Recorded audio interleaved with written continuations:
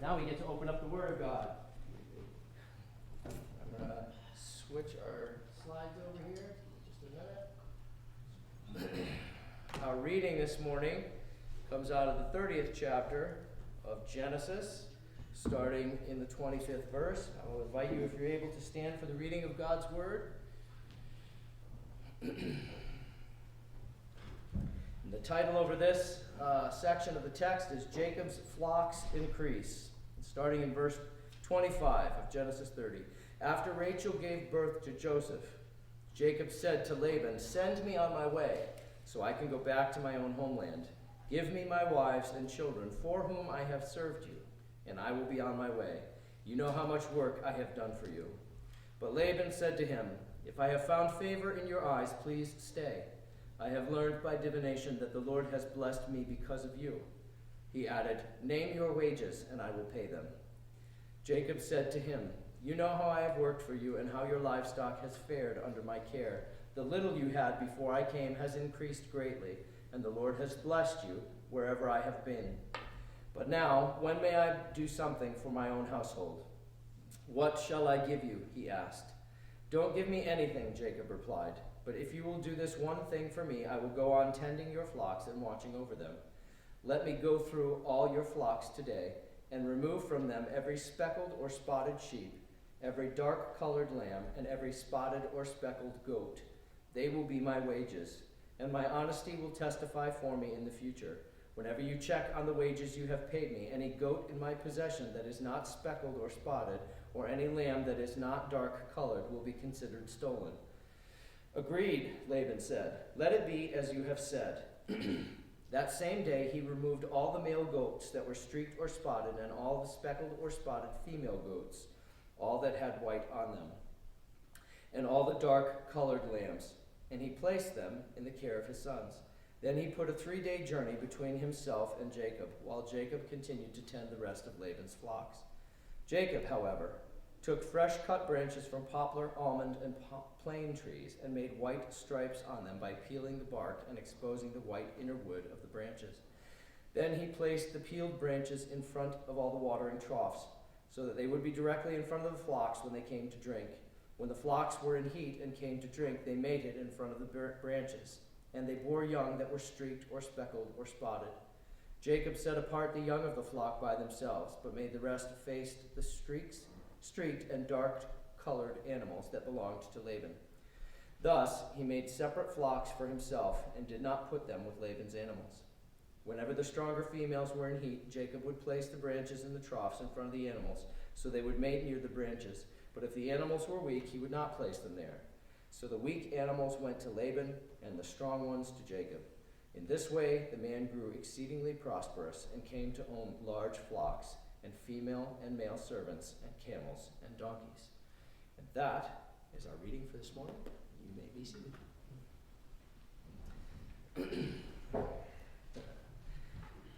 So, Jacob wants to go home. That's where we start off in this 30th chapter of Genesis. He goes to Laban and says, "Listen, bud, I'm all done with my time. You charged me 7 years for Rachel, and then gave me Leah, and I charged me another 7 years for Rachel again. So you got my 14 years, and I'm all done. I want to go home." And Laban doesn't want to send him home. It's conceivable that this is near the end of Jacob's 14 years of service, but there are several biblical scholars who insist that there must have been more years there than just plain 14. And it's not really spelled out, detailed in the text. We know he at least completed these 14 years of service because that's what he promised Laban to do. So sometime after his 14 years is up, Jacob decides, "I want to go home." And he asks Laban to let him go. And in verses 27 and 28, Laban says to him, "Please stay. I have learned by divination that the Lord has blessed me because of you. Name your wages and I'll pay them." So Laban, obviously Jacob this whole way through has been working his tail off for Laban, and his flocks have increased. His wealth has increased. And Laban's looking at this and thinking, "I don't want to let this kid go. This kid's valuable. His work makes me richer than I was before." And so Laban's going to try to get him to stay. This is an interesting statement here when he says learned by divination. And it instantly makes us think, he went to some medium or spiritist to figure out whether Joseph was really the source of this blessing in his house. But that's not really what the text is aiming at. And Ellicott and other commentaries had stated that really what Jacob is saying here is, I have learned by experience, or I imagine.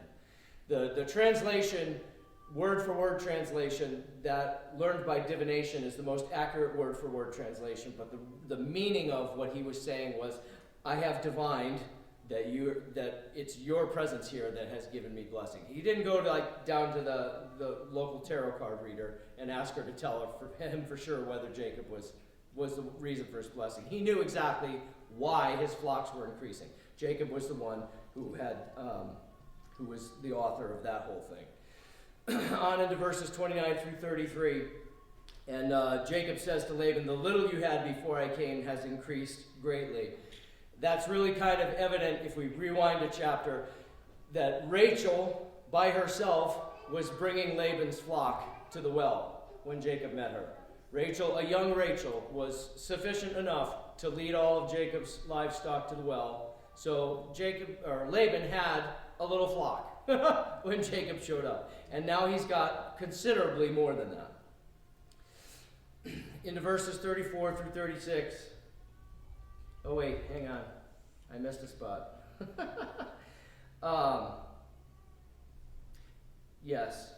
In verse 31, Laban asks Jacob, what shall I give you? And here we have Jacob's request of Laban.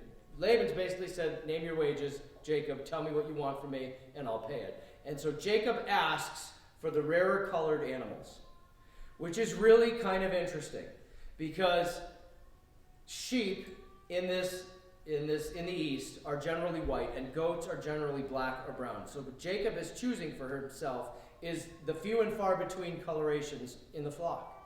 And it's kind of an interesting thing, because if Jacob is interested in building a house for himself and building flocks and herds for himself, it's counterintuitive that he would choose the rarest of the colorations as his pay. It doesn't make much sense.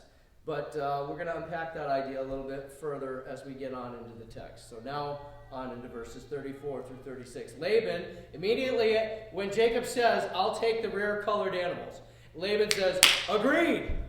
And he's excited. And same day sends his sons out into the flock. Get all the speckled and spotted males and females out of here. Leave all the pure colored animals here. Jacob's going to tend my flock with all pure colored animals. Get all of my speckled and spotted out of here so that they can't have any speckled and spotted for Jacob to take as his wages. And we see Laban being shifty-shady. Really, is what he's doing. He's trying to limit Jacob's ability to make any money for himself in this whole adventure. Laban, right out of the gate, is being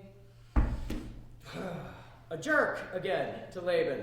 Trying to find the right words to say it. Laban is a greedy man, and he's out for himself. And it's his son-in-law, and his daughters and his grandkids. You would think he'd be blessing them. But no, he takes and takes and takes and takes all the way through with Jacob. Takes 7 years and then takes 7 more. Tricks him in the middle of it to get the 7 more. And now he's going to take again. He's going to remove from the herd all of the males that would have created any speckled or spotted young for Jacob to take as his payment. It's a shifty thing that Laban does here, and it's really kind of rude. So, on into verses 37 through 39, Jacob starts this crazy thing of pulling branches off trees and peeling the bark off of it. And I don't know if you can really kind of see, but I pulled a couple branches off a tree out back, and I peeled some of the bark off. So you could see the white inner side of the branch. I don't know if you ever did that when you were a kid. I used to whittle with my pocket knife as a kid, so I knew exactly what the text said when I got there, but I figured a picture would be worth it for those of you who never played with a pocket knife. So it's kind of a weird thing that Jacob does, peeling these branches and placing them in front of the watering troughs. There's a lot of speculation about whether this made any effect at all for real on the actual outcome of the breeding of these sheep and goats. But the idea is that if they're looking at this thing and it's speckled or spotted, maybe that produces speckled or spotted young. Roll the dice, let's see. And in the next I want to read, one of the commentaries that I read was Benson's commentary. And what Benson had to say I thought was worthy, so I just brought it here, and it's up there on the screen. I'll read it to you. He says of this whole peeling the branches thing, to reward Jacob's fidelity and punish Laban's injustice, God determined that the young of the flock should generally be speckled and spotted. It is probable that God directed Jacob to use this method to attain that end, not as though the method itself was sufficient to produce such an effect, which any person that will make the trial will find it is not, but as a means which God would bless in order to it, and which Jacob was required to use in testimony of his dependence on God, just as Naaman was required to wash in the river Jordan in order to be cured of his leprosy. And the implication here, if Benson's right in what he's thinking, and it doesn't really make a whole lot of sense at first that Jacob's going to pick the rare-colored animals as his payment, and it doesn't really make a whole lot of sense why I'm going to go peel some branches and stick them in the troughs, and hopefully that's going to make me speckled and spotted young, unless the part that we're not read into here is that God said something to Jacob about exactly what he was to do. And that Jacob is actually, as Benson is saying here, following God's instructions in asking for the rarer colored animals first off, and then in obedience to God, peeling some branches and sticking them in the troughs. Not that that has anything really to do with anything other than the fact that God told him to do it. And that's Benson's idea going into this. And I think probably I'm guessing he's right. And on into verses 40 through 43. And in verse 43 we read this: In this way the man grew exceedingly prosperous and came to own large flocks and female and male servants and camels and donkeys. And whatever the finer points of this method are, the end of it for Jacob is a excessive increase in his wealth and his holdings, because his flocks start to increase well beyond Laban's flocks. And guess what? We're going on beyond what I read this morning, and I totally forgot about that. We're going to head on into chapter 31, and I was thinking, wow, I got to the end of my text already, but no, I just didn't read my whole text. So Jacob his flocks start to really increase. And whether it's the peeled branches in the troughs or not that makes the speckled and spotted goats that become Jacob's payment and his pay for all the work he's doing for Laban, Jacob starts to increase a lot. And Laban takes note of it, and so do his sons. And we're into the 31st chapter of Genesis at this point. And in verses 1 through 3, we read that Jacob overhears in conversation what Laban's sons are saying of him. And they basically say that, Jacob has taken all of our father's wealth, and it's gone to him. And it's Jacob's wages. He's agreed upon it. It's nothing, he didn't steal anything. He's only taken what he said.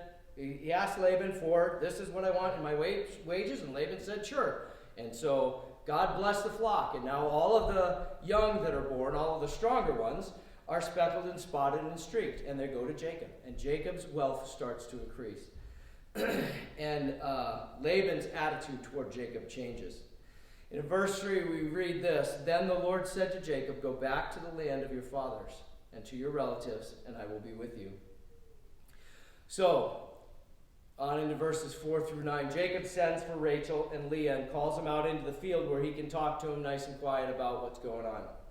And he says to them, I've worked for your father with all my strength, and he's changed my wages 10 times. He's cheated me. But God has not allowed your father to harm me. He's taken away your father's livestock and given it to me. And then he tells them of his dream. And in his dream, all the male goats that are mating with the flock are speckled and spotted. And God claims responsibility in that dream for the increase, for the fact that the flock is giving birth to speckled and spotted lambs that are Jacob's wages. And then, in the next couple verses, we get Rachel and Leah's response to all of Jacob's argument about their father Laban and his treatment of him and where he's at, and the fact that he's had this dream and God has said to him in this dream, go home to the land of Canaan. Rachel and Leah in verses 15 and 16 say this: "Does he not regard us as foreigners?" They're talking about their father Laban. "Not only has he sold us, but he has used up what was paid for us. Surely all the wealth that God took away from our father belongs to us and our children. So do whatever God has told you." And you can see in that place Rachel and Leah's heart toward their father. And they really don't trust him very much. And they don't think that he has their best interest in mind for sure. And if you rewind back to Jacob marrying these two girls in the first place, Laban's trickery hurt both of his daughters. Can you just think for a minute, moving up to Jacob's wedding day, and Jacob and Rachel have been flirting these 7 years, and Jacob thinks he's marrying Rachel, and Rachel thinks she's marrying Jacob, and then on wedding day, somehow Laban gives Leah to Jacob. How do you think that went down? Where was Rachel on that day? Do you think maybe he locked her in her room? And maybe she was up there screaming and crying and punching on the door and trying to get out. You know, how would that have gone down? You know what I mean? I don't think that Rachel and Leah really had a whole lot of love for their father on that day. Leah, I don't know. She got stuck in there and given first. I don't know. But if you rewind back to that day and then look at this conversation with Jacob and Rachel and Leah in the field saying, "I'm out of here and I want y'all to come with me and I'm going back to the land of Canaan." And they're like, "Yeah, forget this. We have no share in our father's estate. And he doesn't even, he sold us to you, basically. And then he spent up everything that he got in the sale of us, and now he's mad." So we see Rachel and Leah agreeing with Jacob, and they're ready to go, and they're ready to just leave behind their whole family thing. And looking back over all that's gone on in these 14 years plus in Laban's house, you can see where his daughters distrust him entirely. And it's not hard to get your head around that. In the 31st chapter, verses 17 through 21, Jacob leaves without telling Laban anything. And Rachel steals her father's household gods when they're running out the door. Jacob leaves during the shearing. And the sheep shearing thing is a huge deal in this culture. It's a big, festive time. They bring all the sheep, they shear the sheep, there's feasting, there's drinking, there's a big party. And it's like a number of days where the shearing of the sheep happens, and it's just a celebration time the way through. So Jacob chooses the shearing time as his time to get out of there. And it's not likely that the conversation with Rachel and Leah happened in the field last night and they left this morning. There was a period of time in between there. They agreed in that conversation in the field, and there was a period of time up until the shearing where they got their house in order and got everything ready to go. And then when the shearing of the sheep happened, Jacob packs up and leaves under Laban's nose without telling him a word. And he runs away, basically, because he's afraid of Laban. Because Laban is more powerful than him at this point in the text, and if Laban wanted to do harm to him, he could have. And so Jacob takes his wives and his kids and all of the livestock that he's earned over these last years that he's been working for Laban, and he beats feet while Laban's busy shearing his sheep. These household gods that Rachel takes along with her, they were small little figurine kind of idol looking things. Most likely they were in the shape of a human being, and they were kept in the house as protectors over the house. They were consulted from time to time when somebody needed direction for, whatever. They wanted a question answered, kind of like rolling the dice or pulling up a tarot card kind of idea. That's what they did. They consulted their little household gods. But there's another significance to these household gods that is rather significant in this place, and it's the legal significance of them. Because when a father passed away, his household gods were given to the heir of his inheritance. So whoever had possession of these household gods had the claim to the inheritance. And so Rachel, in taking them, is taking the claim to her father's entire estate with her as she goes out the door. And the other possibility for why Rachel lays hands on these household gods is that she wanted to remove them so that Laban didn't have anyone to consult on where to go after Jacob and her and all of all of what was fleeing away from him. So she may have taken them with her to prevent Laban from being able to consult them to find out where Jacob went. And that is kind of the end of the text for this morning. And the application that I wanted to pull out of it rewinds back to Benson's commentary that we just talked about, and Benson's supposition that Jacob was following God's instruction with his method with these flocks, the whole peeling of the branches thing and all of that.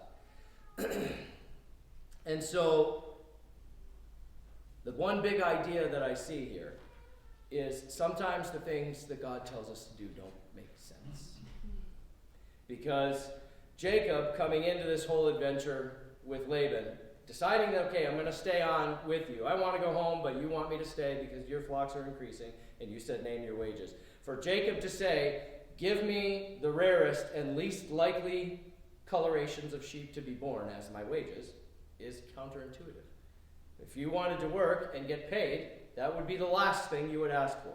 And in Benson's commentary, he proposes that God must have given Jacob this path and detailed for him the things he was to ask Laban for. So, ask him to give you the rarest colored animals as your wages, and then peel stripes off of branches and stick them in the troughs, so that these plain colored sheep, these pure colored animals, give birth to streaked and speckled and spotted young. That's kind of a weird thing to do. And Benson's idea is that God told Jacob to do these specific things. Sometimes God's directions don't make sense. And I've bumped into this a number of times in my life. In Benson's commentary, he mentioned this guy Naaman, who had to go and wash in a river. I want to read you that story. It's out of 2 Kings chapter 5, and it's verses 1 through 14. Now Naaman was a commander of the army of the king of Aram.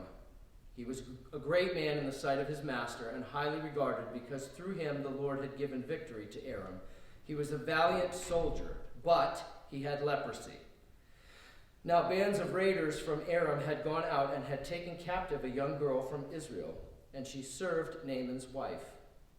She said to her mistress, if only my master would see the prophet who is in Samaria, he would cure him of his leprosy. Naaman went to his master and told him what the girl from Israel had said. By all means go, the king of Aram replied. I will send a letter to the king of Israel. So Naaman left, taking with him 10 talents of silver, 6,000 shekels of gold, and 10 sets of clothing. The letter that he took to the king of Israel read, with this letter I am sending my servant Naaman to you, so that you may cure him of his leprosy. As soon as the king of Israel read the letter, he tore his robes and said, am I God? Can I kill and bring back to life? Why does this fellow send someone to me to be cured of his leprosy? See how he is trying to pick a quarrel with me. When Elisha, the man of God, heard that the king of Israel had torn his robes, he sent him this message. Why have you torn your robes? Have the man come to me, and he will know that there is a prophet in Israel. So Naaman went with his horses and chariots and stopped at the door of Elisha's house. Elisha sent a messenger to him to say, go, wash yourself 7 times in the Jordan, and your flesh will be restored, and you will be cleansed. But Naaman went away angry, and said, I thought that he would surely come out to me, and stand and call on the name of the Lord his God, and wave his hand over the spot, and cure me of my leprosy. Are not Abana and Pharpar, the rivers of Damascus, better than the waters of Israel? Couldn't I wash in them and be cleansed? So he turned and went off in a rage. Naaman's servants went to him and said, my father, if the prophet had told you to do some great thing, would you have not done it? How much more then when he tells you, wash and be cleansed? So he went down and dipped himself in the Jordan 7 times, as the man of God had told him, and his flesh was restored and became clean like that of a young boy. Naaman didn't think God's instruction made much sense, and it ticked him off. He was thinking that, God was going to do some miraculous, lights and fireworks kind of miracle for him and clean his leprosy up. But he said, go wash on the river 7 times. And the prophet didn't even bother opening the door and coming out and talking to him, which was a slap in the face, because Naaman was a high-ranking guy. But God gives him this little simple thing to do, and Naaman's like, no, doesn't make sense to me. And he marches off mad. That's like exactly the place that I was in the hospital after my surgery, when I I needed to go to the bathroom in order to be able to leave the place, and I just couldn't go. And I was so angry in that place. And I remember the little whisper of the Holy Spirit in my ear in that place, rise up. And I got angry at God. Like, I can't even move. What do you mean, rise up? And I don't know if I've told you that whole story, but man, did God minister powerfully to me in that place. Because later on that night I finally was able to go to the bathroom and was released to go to the rehab facility after all of my surgeries after my motorcycle accident. And these big burly guys came in with their stretcher to collect me and take me on an ambulance ride over to the place. And the guy looked at me and he said, can you get yourself up off the end of the bed? He kind of like scooched me over, and I was at the end of the bed. There was this little trapeze thing up over the bed so I could kind of move myself around. He said, can you stand up on your own? And I thought, well, I want to try. And I'm looking at these two big burly, I'm not sure those two guys weren't angels at the end of the day. But there was these two big burly guys, and they were ambulance drivers, and they were there to collect me. And I didn't want to look like a wuss in front of these big gym rat looking dudes. And they said, do you think you can do it? And I said, okay, I'll try. And so as soon as my feet hit the floor, it was like 13,000 volts of electricity went right through my body. And I stood right up. I was like, and I heard that little whisper, rise up. And it was a spiritual thing that happened to me. And I didn't get up on my own strength. He picked me up in that place. And I knew it was him. And it was like a chill from my heels to the top of my head. And I was like, wow, Lord, that was neat. And they collected me into the ambulance, and they took me on my little ambulance ride, and they got me to my bed in the rehab facility, and they scooched me over to the end of the little gurney that I was on, and they said, can you stand up on your own again? I said, I'm going to try. And as soon as my feet hit the floor, it was the same thing over again. It was like this energy came through me from somewhere other than this world, and it was like, and I stood up. I was like, whoa, that was really neat, Lord. And it was, rise up, was that little whisper in my ear. And then I wasn't mad anymore about God's instruction. And there was a whole lot more to that story, but that sticks out to me as a time in my life when what God told me to do didn't make much sense. And there's other places in the scripture where we see what God tells people to do doesn't make much sense. Like Noah, build a giant boat. Huge boat, like the size of a football field, like 3 football fields, I think it is. It's enormous. And Noah's like, okay, Lord, a boat, huh? There's some models for the early earth, pre-flood earth, that have the earth covered in a water vapor canopy. And if that's correct, then there was no rain, just dew and like the humidity of like a tropical environment. So that would be interesting if that was the case, and he came to Noah and said, hey, build a giant boat because I'm going to flood the earth, and we've never even seen rain before. And Noah's looking around like, okay, this is going to be fun. Everybody's going to make fun of me, and they did, right? Noah wasn't the only one, though. God came to Abraham and said, leave behind everything you've ever known and go to the place I will show you. Well, that's kind of non-specific, Lord. What exactly am I getting myself into? This doesn't make a whole lot of sense to me, right? And then Moses, just minding his own business in the desert, and all of a sudden there's a bush on fire, but the bush isn't on fire, but it is on fire. Oh, wow, that's weird. Let me go check that out. And all of a sudden the bush starts talking to him and tells him, hey, go back to Pharaoh, the place you ran away from because you were afraid they were going to prosecute you for killing the Egyptian and bring you capital punishment, which is what you deserved in that place. Go ahead back there, and not in secret. March yourself right into the throne room of Pharaoh and tell him face to face, let my people go. And Moses is going, really? That's what you want me to do? And so the point in this place, and I think the point in this story, the biggest idea that I wanted to pull out for us to look at is sometimes God's directions don't make sense. And if it was God that told Jacob, hey, Laban's willing to pay you whatever you ask of him, ask him for the rarest colored animals that are rarely ever born in the flock, and that'll be your wages. And Jacob's going, really? That's what I'm supposed to do? Oh yeah, and by the way, Naaman's going to take all of the speckled and spotted ones out and leave you with just the pure colored ones, which it completely reduces your chances of ever having any payment at all, ever. But I'm going to have you peel these little branches and stick them in the troughs. Really? God just doesn't make a whole lot of sense. Right? And so, but we see, in all of the examples that we've just mentioned, we see that even when God's instructions don't make a whole lot of sense, if we walk in obedience to them, the end of it is blessing for us. Always. And it's this whole thing that we keep falling back against and banging our head against is, hey, faith is the thing that God is after in my heart. And how do I get to that? Well, when God's instruction doesn't make sense, and I have to choose to walk in obedience to it, that's a faith thing. Wow, that equation actually works out. And it seems like God is after this with us. He's going to bring us to these places where we need to just swallow hard and obey. And it might not make sense all the time, but the end of it is blessing for us.